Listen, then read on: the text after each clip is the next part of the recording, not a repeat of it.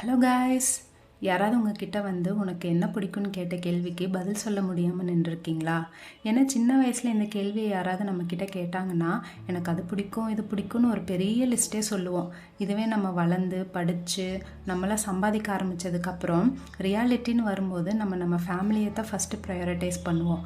அம்மா அப்பா தம்பி தங்கச்சின்னு சொல்லி இவங்களோட ஆசைகள் என்ன, இவங்களோட தேவைகள் என்னன்னு சொல்லி ஒவ்வொன்றையும் நம்ம பார்த்து பார்த்து பண்ண ஆரம்பிச்சிருவோம். நம்ம சுச்சுவேஷன்ஸ் மாறும், டைம் சேஞ்ச் ஆகும்.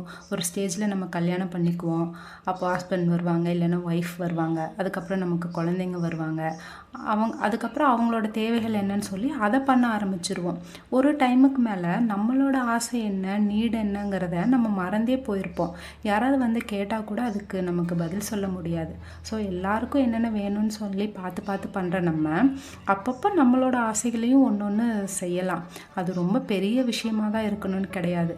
நம்ம ஒரு ட்ரெஸ் வாங்கணும்னு ஆசைப்பட்டிருப்போம், ஒரு ஷூ வாங்கணும்னு ஆசைப்பட்டிருப்போம், இல்லைன்னா எங்கேயாவது ஒரு பிளேஸ் எக்ஸ்ப்ளோர் பண்ணணும்னு ஆசைப்பட்டிருப்போம், இல்லை ஒரு ஹோட்டலில் போய் ஒரு ஃபுட்டு சாப்பிடணுன்னு ஆசைப்பட்டிருப்போம்.